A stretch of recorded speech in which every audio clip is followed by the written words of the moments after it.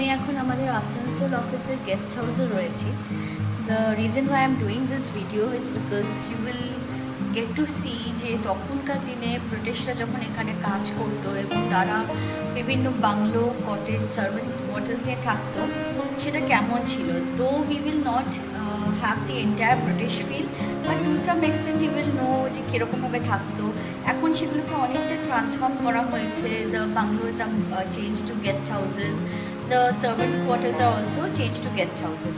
But just to give you a look and feel of how my company's guest house is, আমি দেখাই তোমাদের। এই রুমটায় আমি ছিলাম। এই রুমটাতে 5খানা দরজা অ্যান্ড 2টো উইন্ডো।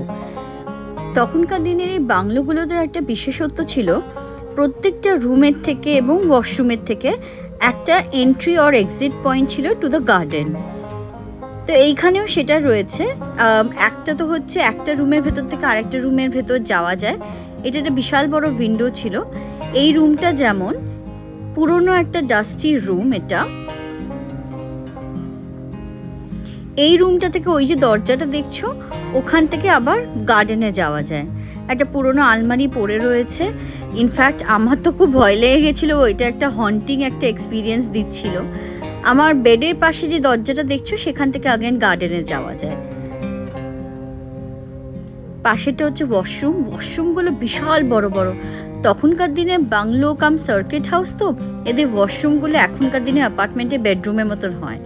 এটা হচ্ছে একখানা ওয়াল ক্যাবিনেট আর কাবার্ড, বাট খুলতে খুব ভয় লাগে বিকজ সব জায়গায় বড় বড় টিকটিকি, and I am very scare of লিজার্ডস।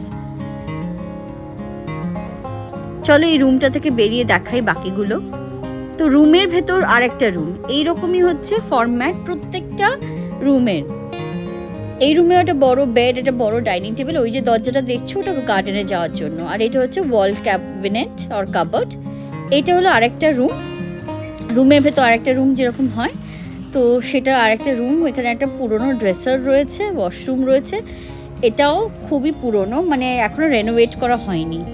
এটা হচ্ছে ড্রয়িং রুম, যেখানে অনেকগুলো সিটিং অ্যারেঞ্জমেন্ট রয়েছে। একটা ফায়ার প্লেস, যেটা এখন কাভার্ড রয়েছে, বাট তখনকার দিনে ব্রিটিশরা ফায়ার প্লেস ইউজ করতো খুব বেশি, তাই রয়েছে এটা।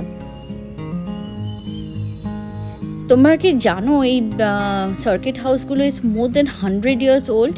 মানে এখানে অ্যাকচুয়ালি আসানসোলে আগে ছিল ইস্টার্ন কোলফিল্ডস, ইস্টার্ন রেলওয়েজ আর পাওয়ারের ইন্ডাস্ট্রিজ ছিল, এবং এগুলো ভীষণই পুরনো, মানে লাইক মোর দেন 100 ইয়ার্স।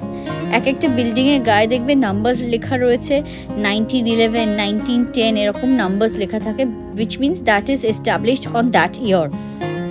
এবার চলো গার্ডেনটা দেখাই। বিশাল বড় গার্ডেন। তখনকার দিনে ব্রিটিশরা কি করতো, এরকম বাংলোতে থাকতো সার্কিট হাউসগুলোতে, with family or without family, এবং তারা ওই গার্ডেনে শখ ছিল সবার খুব। তো বিশাল বড় বড় গার্ডেন থাকতো। এই গার্ডেনে না স্নেকসও আছে, এতগুলো আম গাছ, এগুলো সব যে গাছগুলো দেখছো ম্যাক্সিমামটাই হচ্ছে আম গাছ। এটা হচ্ছে বাংলোর পেছন দিকটা। এখান দিয়ে স্টাফেদের ঢোকার ব্যবস্থা বাংলোতে। তো যতগুলো এখন তো প্রেজেন্টলি এরা যারা কুকিং ক্লিনিংয়ের জন্য স্টাফ রয়েছে, তারা সব পেছন দিক দিয়ে ঢোকে। তখনকার দিনে এটা রেস্ট্রিক্টেড ছিল যে সামনের দিক দিয়ে অনলি ব্রিটিশার্সরাই ঢুকবে। এখানে দেখো কত ছোট ছোট আম পড়ে রয়েছে। এই যে ছোট ঘরটা দেখছো, এটা একটা সময় স্টোরেজ ঘর ছিল। মানে ধরো যত ভেজিটেবলস বা সব কিছু, এখানে তো দূরে দূরে সব কিছু, ওগুলোকে এনে স্টোর করা হতো। তো সেগুলো স্টোরেজের জন্য ওই ঘরটা। এটা হচ্ছে বাংলোর আশপাশটা দেখাচ্ছি, পুরোটাই জঙ্গল বাগান। যদিও এখন তো ব্রিটিশরা নেই, এখন ইট ইজ ইন্ডিয়ানস, বাট আমাদের এখানে লেগাসিটা রয়েছে অফ মেনটেনিং দ্য গার্ডেন। এটা একটা ফাউন্টেন।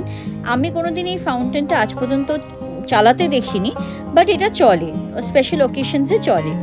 এই যে স্টাফ কোয়ার্টার্সটা ছিল, একটা সময় এটা স্টাফ কোয়ার্টার্স ছিল, এখন this has been converted into the guest house, extended guest house.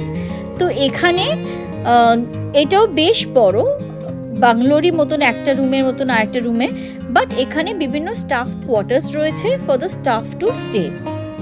এখন এটাকে converted into an office guest house. এই বাগান ভীষণ সুন্দর মেনটেন করা হয়।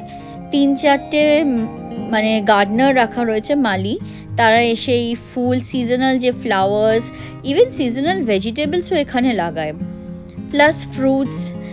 বিশাল বড় প্লেগ্রাউন্ড। ইনফ্যাক্ট কোনো যদি অফিসের ইভেন্ট হয় which needs to be done out of office conference hall, তখন এইসব গার্ডেনগুলোতেই হয়।